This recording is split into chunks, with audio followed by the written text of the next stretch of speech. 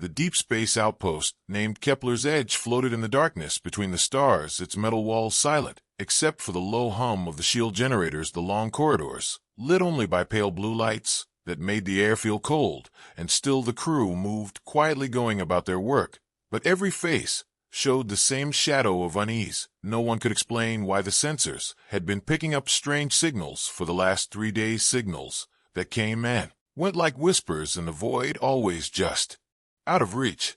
On the outer docking bay, a lone figure stood looking out through the reinforced glass. Her name was Captain Mara Vance, tall, with dark hair tied back, and eyes that seemed to watch everything without a hint of fear. She had served on warships before, had seen battles where whole fleets were turned to wreckage, yet the silence of Kepler's Edge felt different. It was the kind of quiet that waited for something to break it.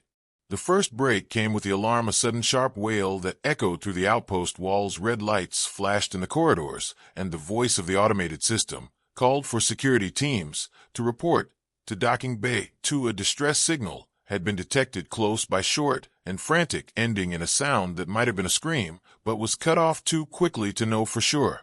Mara moved fast, her boots striking the metal floor in a steady rhythm. The docking bay doors hissed open to reveal the airlock beyond, and what waited on the other side was something no one on the crew had expected. Standing there was a massive alien over 8 feet tall, its body covered in scaled armor, the color of burnt bronze, 4 long arms ending in clawed hands, eyes glowing like molten gold. It was a warrior of the Kathor species, one of the most feared predators in the known galaxy.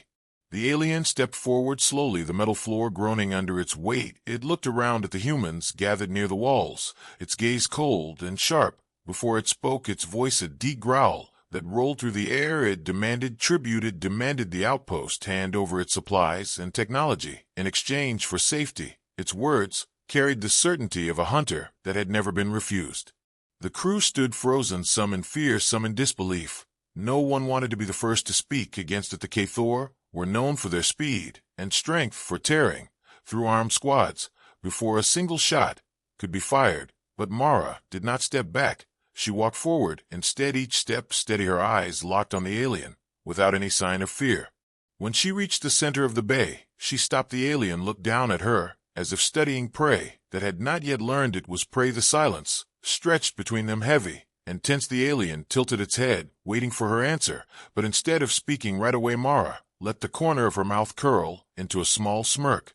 That single expression was enough to draw a ripple of surprise through the watching crew. Even the alien seemed to pause for a heartbeat before its lips pulled back to show sharp teeth. The sound it made was almost like a laugh, but there was no humor in it, only the thrill of a predator who believed the hunt had begun.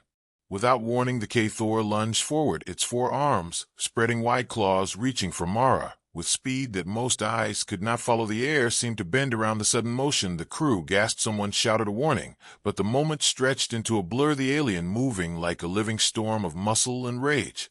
Mara did not move in panic. Her body shifted with precision and control, her eyes never leaving the aliens. She let the first claw pass by her shoulder, the second slash at empty air as she stepped in close, her hands coming up in a motion too fast for the crew to understand. The sound of impact echoed as the alien was turned aside, its weight crashing against the wall in a burst of sparks from the damaged panel.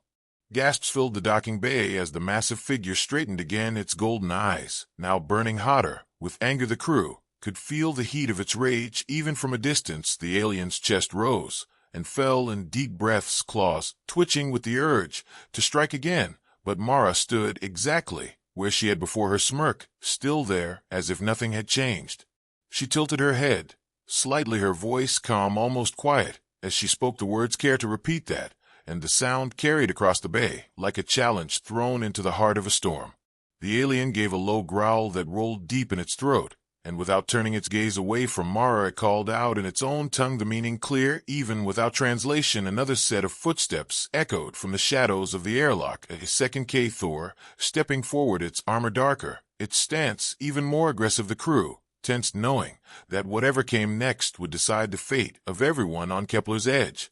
The alien predator towered above Mara, its golden eyes locked on her with the sharp focus of a beast that had chosen its prey. The second Kathor stepped into the light from the docking bay ceiling, its armor a deep matte black that drank in the glow around it, its movements quiet and precise, like a shadow with claws. While the first stood breathing heavy with anger, this new one moved with a stillness that made the crew hold their breath. It was not rage that drove this one, it was something colder and far more dangerous. The crew of Kepler's Edge backed away until their shoulders pressed to the metal walls. No one dared to speak. The air itself seemed to weigh heavier each moment as the two alien warriors began to circle Mara, the first shifting its stance, its claws flexing, the second tilting its head in short, sharp motions, as if calculating angles and timing. The humans had heard stories of Cathor coordination. They fought like parts of the same body, one driving the target into the path of the other, each blow flowing into the next, leaving no opening to escape and no mercy for mistakes.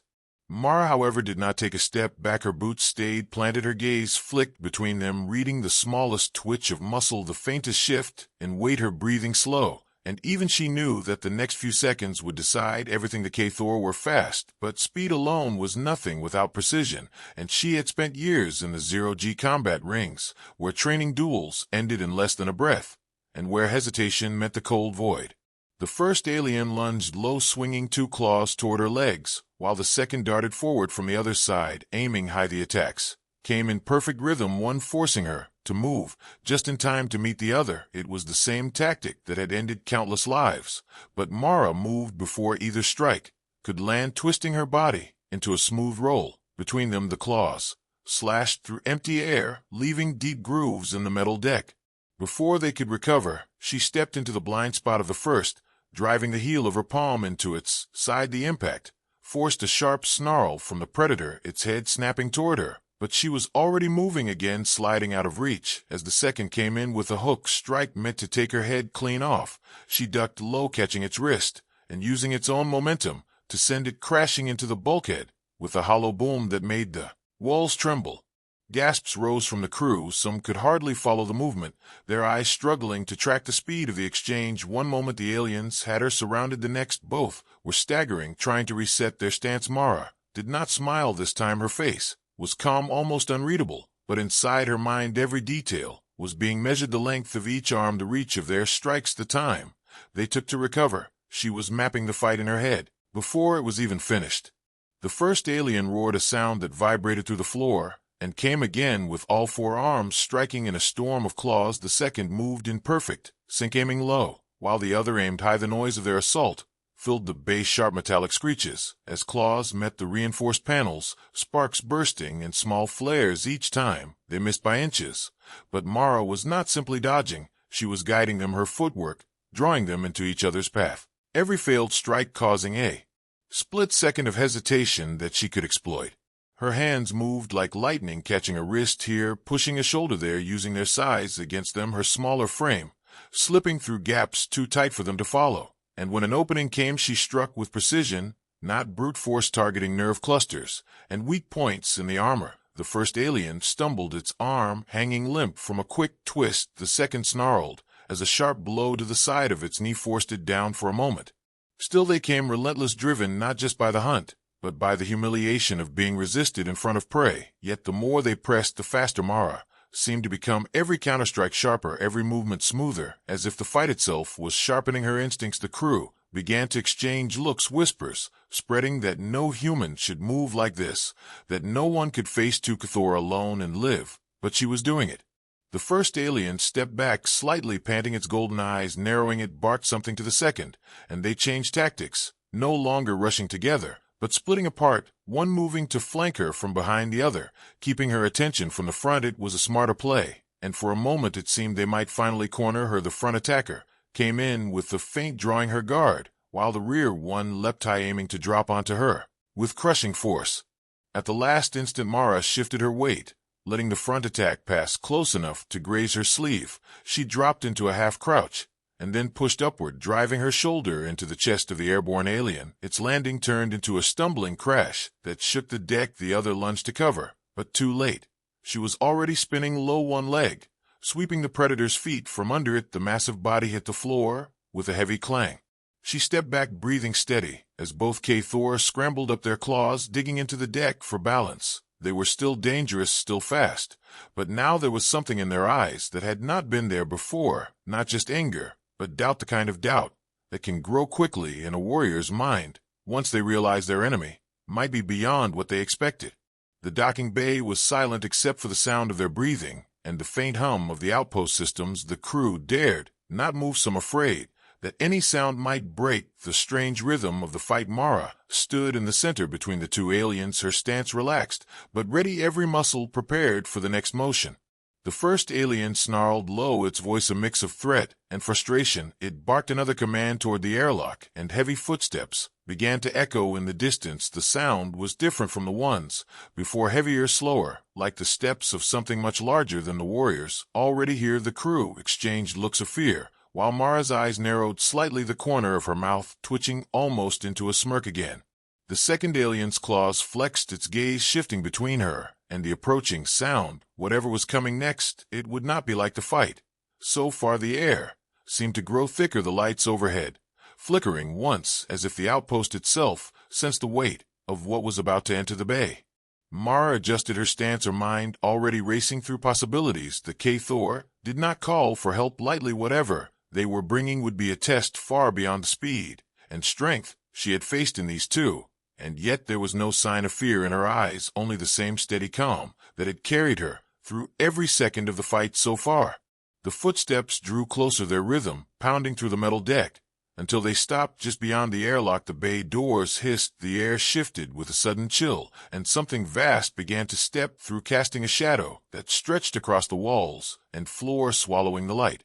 The shadow stretched long across the docking bay walls until it seemed to swallow the light, and the crew stared in frozen silence as the figure stepped through the airlock. It was another K-Thor warrior, but this one was different. Its armor was not the dull metallic hues of the others, but a deep crimson streaked with jagged black markings, like dried blood. Its frame was heavier, broader, every movement slow and deliberate, as if it had no need to rush. Its presence carried the weight of command and the cold assurance of a predator that had never been denied. The two warriors who had fought Mara straightened their stances, their golden eyes lowering for a brief moment in a gesture of respect before stepping back to either side of the crimson-armored figure. The newcomer's gaze swept the bay, not with curiosity, but with the cold calculation of a hunter assessing terrain. Its eyes locked on Mara, and in that moment it was as if the rest of the crew ceased to exist. This was no longer about the outpost or its supplies, it was about her. The Crimson Warrior spoke in the guttural language of its people, a slow, deep rumble that made the deck plates vibrate. The translation unit of the docking bay caught only part of it, a challenge, a claim of dominance, a promise that the hunt would end here. The other two K-Thor shifted slightly, each taking a flanking position, once again the air around them heavy with the silent agreement that this would not be a battle fought with mercy. Mara's gaze did not waver, her stance still relaxed, though her mind was already calculating the angles, the reach, the timing of three enemies who could move faster than most eyes could follow. She knew the Crimson Warrior would be different. The way it moved, the way it breathed, told her this was not just muscle and speed. This was experience, years of fights won through a mix of skill and ruthless instinct. She shifted her weight to her back foot, her breathing slow and steady, her eyes narrowing as the crimson figure took its first step toward her. The deck trembled faintly, with each step the sound of claws scraping the metal floor, a low hiss that set teeth on edge. The two other warriors began to move in unison, circling her again, their claws flexing the air between them, charged like the moment before lightning strikes. The crew pressed back against the walls, some gripping the railings, as if that thin barrier could protect them from what was coming. Without warning, the Crimson Warrior lunged forward, its speed shocking for something of its size, its claws coming in a precise strike aimed at her center mass. Mara pivoted, letting the blow pass close enough that the edge of the claw sliced a thin line through the fabric of her sleeve. She caught the wrist, twisted, and dropped her weight, trying to use the momentum against it, but the warrior shifted smoothly, rolling with her movement and coming back around with a second strike before her boots had even touched the deck fully again. The other two joined in their attacks, coming from the sides, a coordinated assault that would have crushed any other opponent. Mara's movements became a blur, her body flowing between strikes, stepping just out of range, then snapping in with sharp, precise counters, her hands targeting joints, her feet breaking their balance, each moment a dance between death and survival, the clang of claws against deck plates, the hiss of breath, the grunt of impact, forming a rhythm that seemed to fill the entire bay.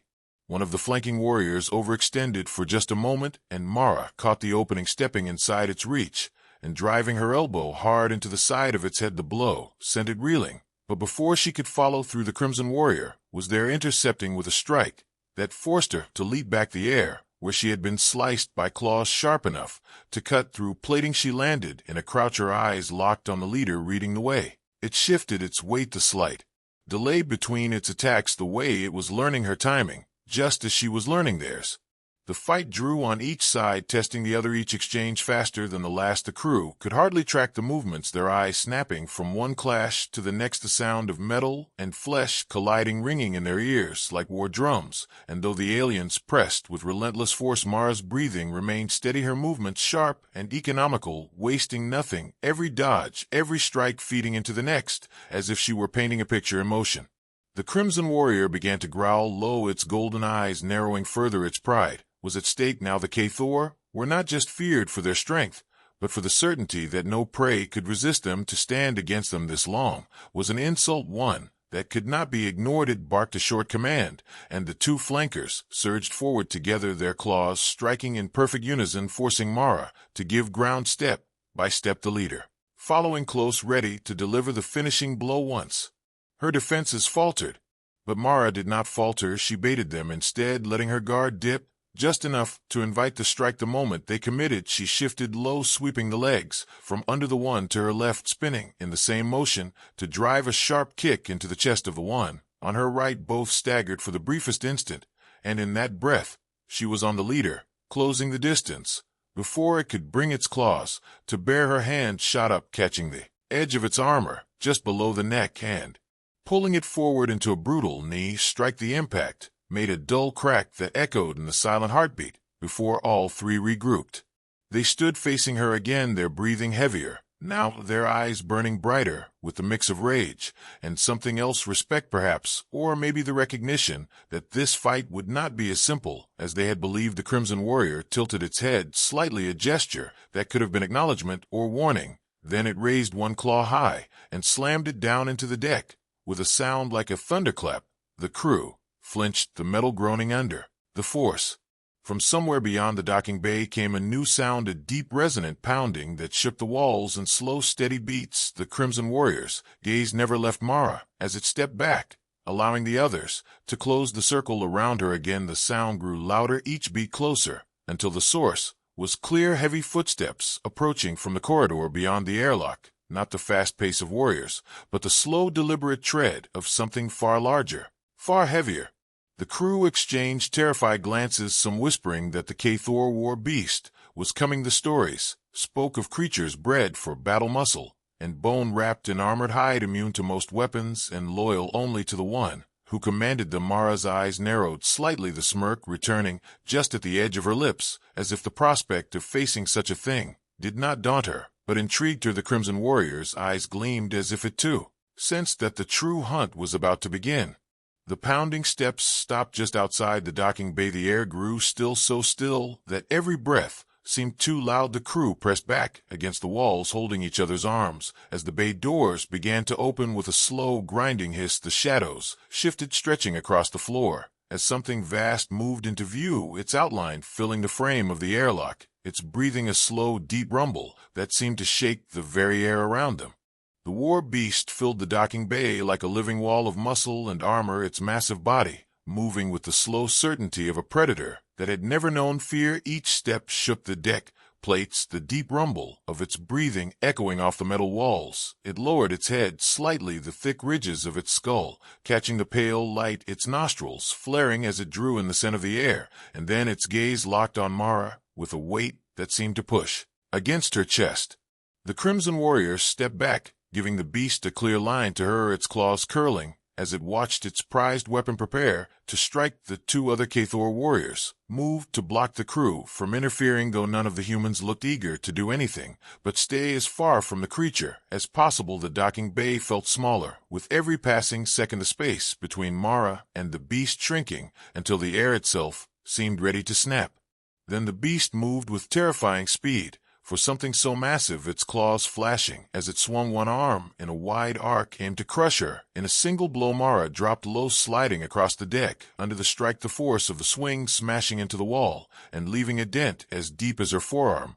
She rolled to her feet in one smooth motion, keeping her eyes on the beast as it turned with a guttural snarl, its tail lashing across the floor with enough force to send loose tools skittering across the metal.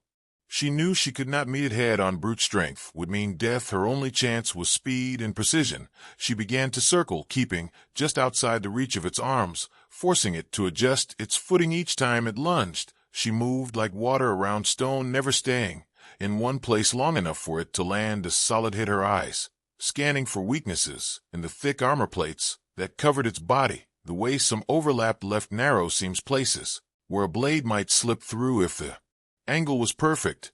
The Crimson Warrior barked a short command, and the two flankers began to move again, keeping the crew pressed to the far wall, while also cutting off any escape route. For Mara, the fight had become a hunt inside a cage, every move calculated to wear her down. But she had been in cages before she had learned to turn the walls into weapons. She feinted left, then darted right, drawing the beast into a narrow section of the bay where the stacks of cargo crates created choke points that forced it to angle its body awkwardly.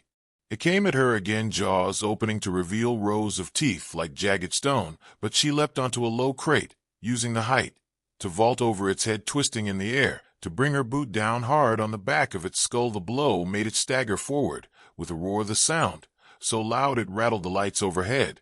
She landed behind it, immediately diving for the narrow seam at the base of its neck, her blade flashing in her hand. The point struck true, but the beast jerked suddenly, and the blade glanced off with a shower of sparks, leaving only a shallow gouge in the armor.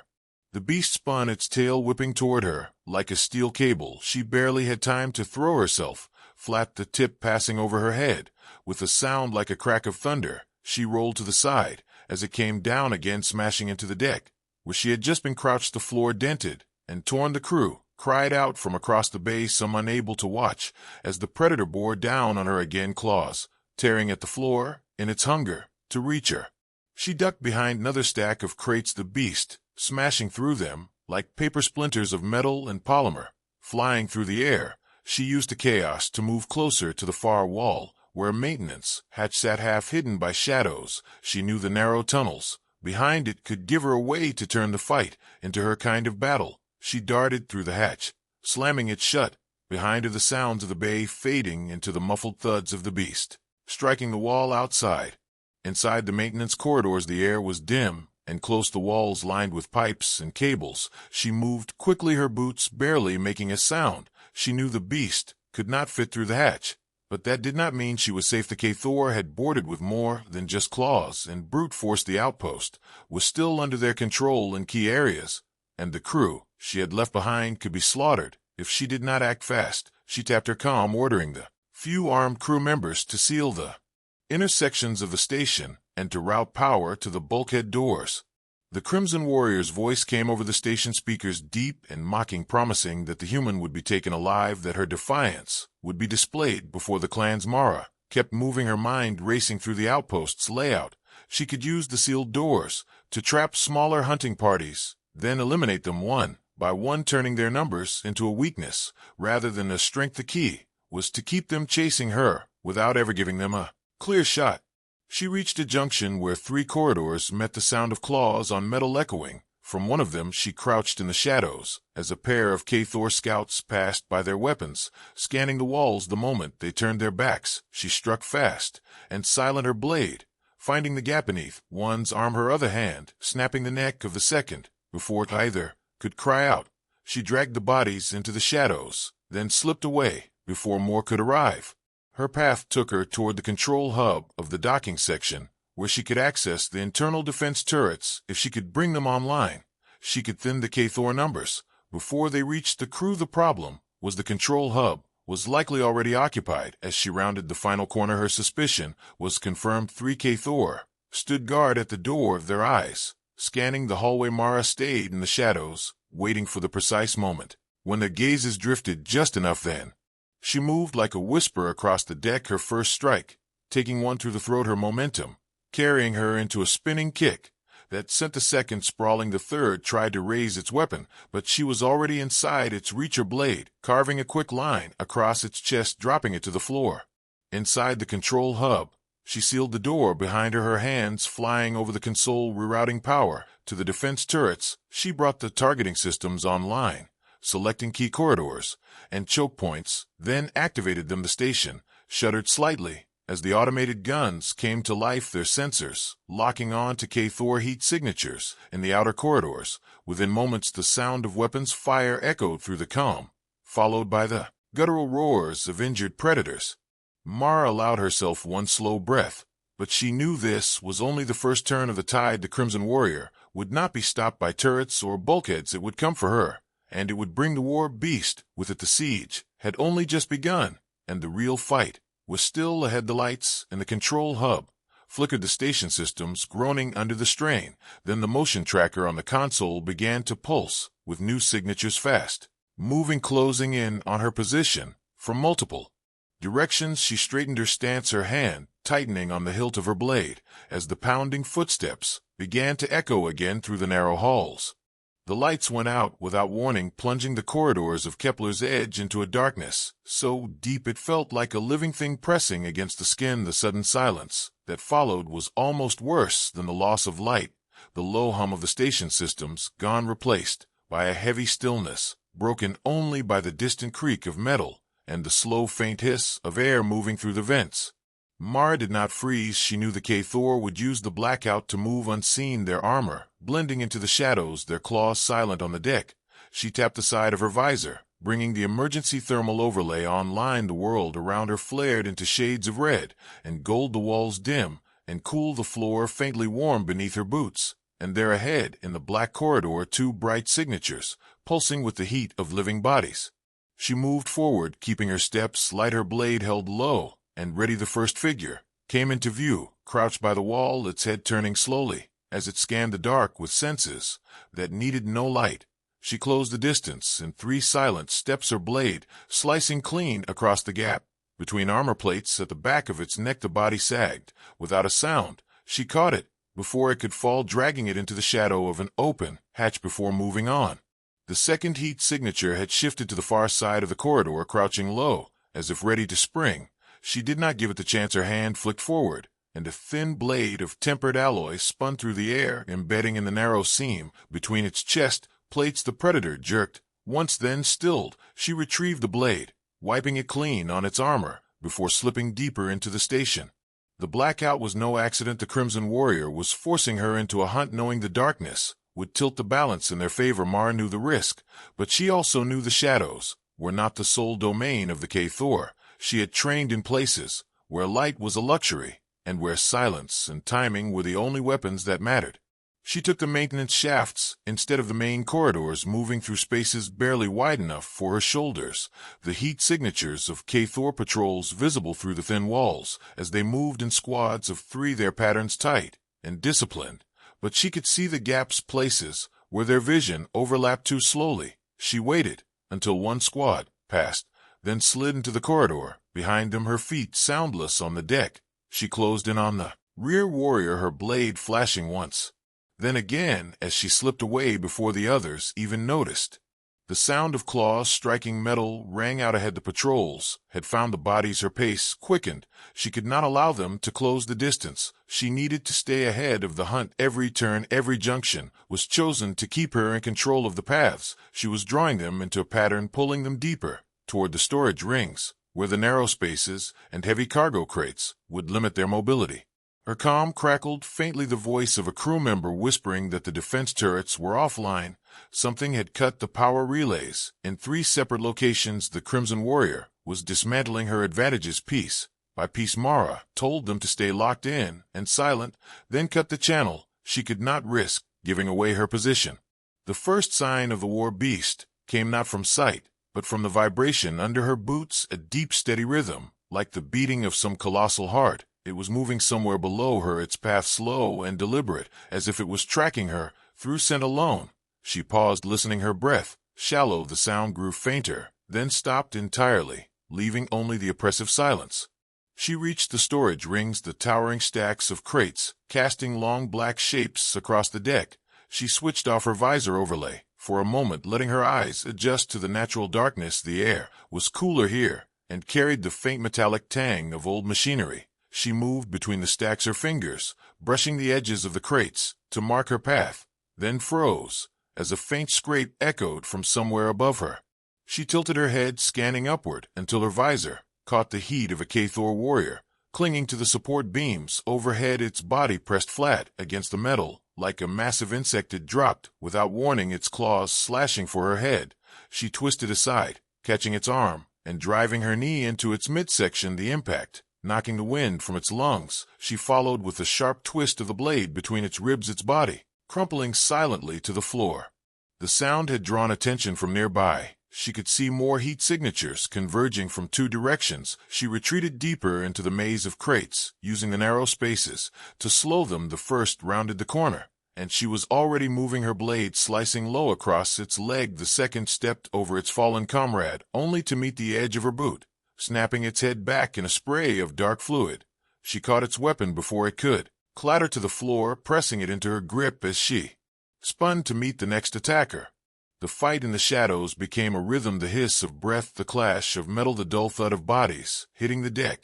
She did not waste motion. Every strike aimed to end the fight instantly, her movements smooth and relentless, like water flowing through cracks. Each predator that fell was dragged into darkness, hidden from the others, until the floor between the crates was slick with the aftermath of her work.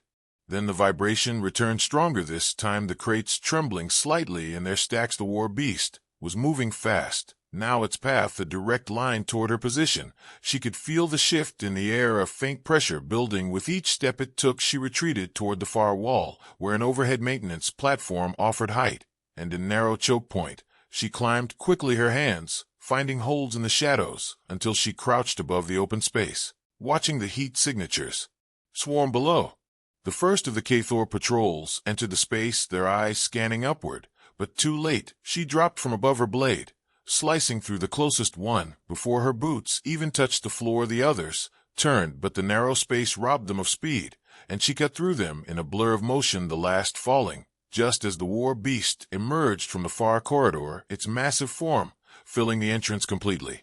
It stopped for a moment as if assessing the carnage, then its head lowered, and it charged the ground, shaking under its weight. Mara ran not away, but toward the side of the space, leading it into the narrowest point where its bulk would be its own enemy. The beast lunged, its claws carving deep grooves in the wall. She twisted aside, climbing the stack of crates. Beside her, the beast struck the base of the stack, sending a tremor through it, but she was already leaping to the next, using the height to keep out of reach. The Crimson Warrior stepped into view behind the beast, its golden eyes fixed on her. It raised its arm in a gesture she did not recognize, and the beast stilled, its breathing heavy, its gaze locked on her like a drawn bow. The warrior spoke a single word in its guttural tongue, and the beast roared so loud the sound seemed to vibrate in her bones. Then it began to climb.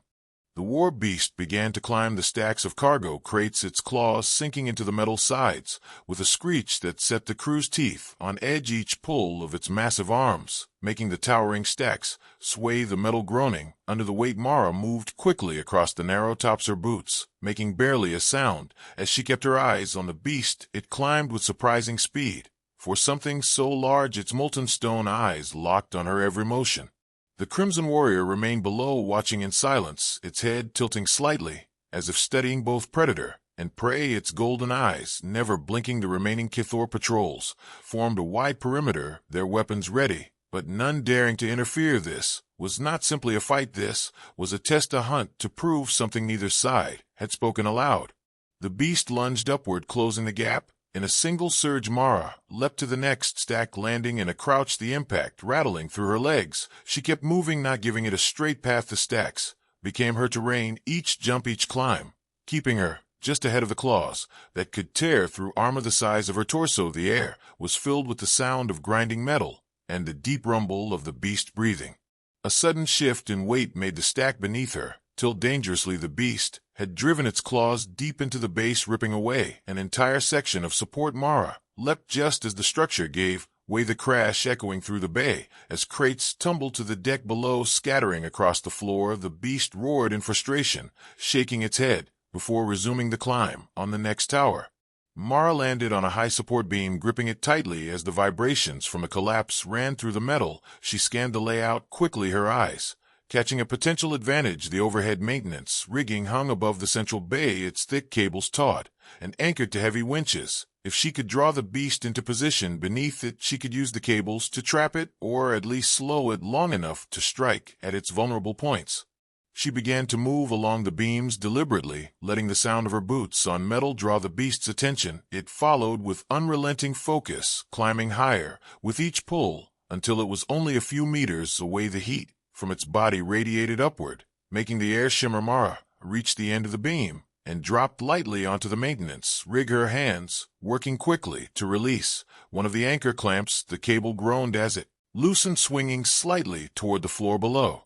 The beast closed in its massive frame, shaking the rigging. Mara darted to the next clamp, releasing it as the beast's claws swiped at her narrowly, missing her torso. The force of the strike sent a shudder through the rig, but she held her footing. The third clamp released, and the cable sagged lower, forming a heavy loop directly between her and the charging beast. She waited until it lunged again, then dropped down through the gap in the rigging, her boots hitting the deck as the beast followed its momentum, carrying it into the loop of cables. She yanked hard on the release lever, and the counterweights dropped, pulling the cables tight around its torso. The beast roared, thrashing against the restraint, the sound rattling through the entire bay.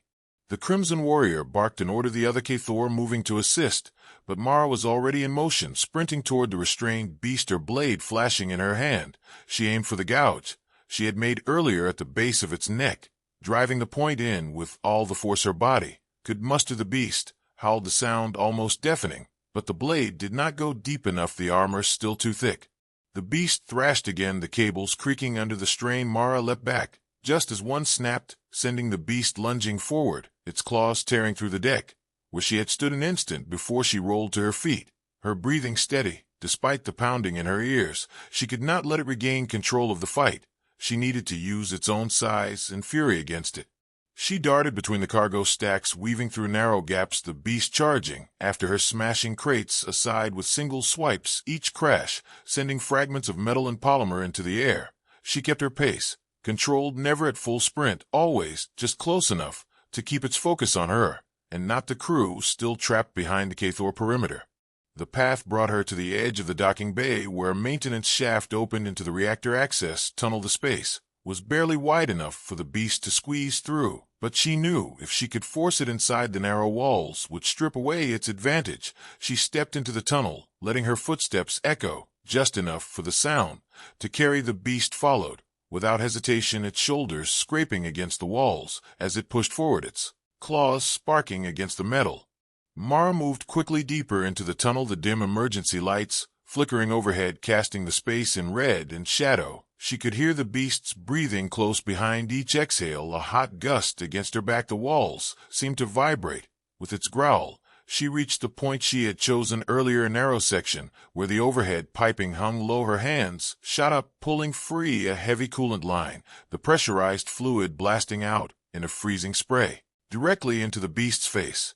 The roar that followed shook the tunnel, the sudden cold slowing its movements just enough for Mara to slip behind it, her blade flashing again, this time targeting the softer flesh between the plates at the back of its leg. The cut was deep enough to make the massive limb buckle. The beast staggered, slamming into the wall, its claws tearing at the floor as it tried to regain balance. Mara struck again, hitting the other leg, forcing it to drop to one knee.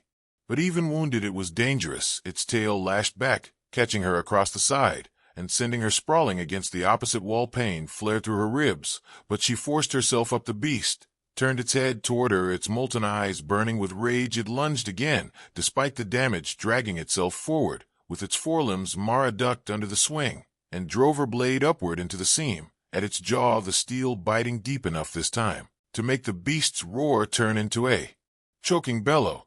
It jerked violently, pulling away, the blade still lodged in its neck, dark fluid spraying across the tunnel. The Crimson Warrior's voice echoed from the docking bay, calling the beast back. The creature hesitated, its breath ragged, its gaze still locked on Mara, but it obeyed, dragging itself backward through the tunnel, leaving deep gouges in the deck as it retreated toward its master.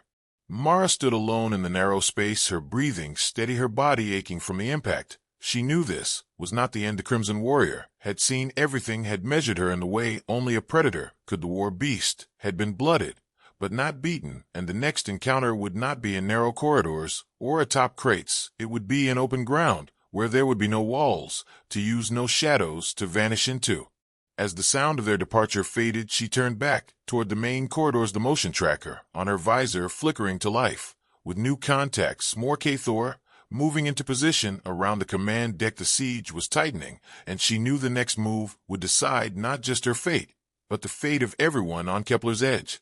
The corridors of Kepler's Edge shook with the heavy rhythm of marching boots, the sound echoing through the narrow steel walls. Like the steady beat of a war drum, the motion tracker on Mara's visor pulsed with a sea of red blips, moving into position around the command deck. The K-Thor were closing their net. The siege was reaching its peak, and the air felt thick with the weight of what was coming. She moved with purpose, her blade resting in her hand, her breathing slow. And even though her ribs still ached from the war beast's tail strike, each step carried her deeper toward the heart of the station. The crew had barricaded themselves inside the command deck, their voices quiet over the comms, the fear in them plain, but held in check by the knowledge that she was still moving, that she was still fighting.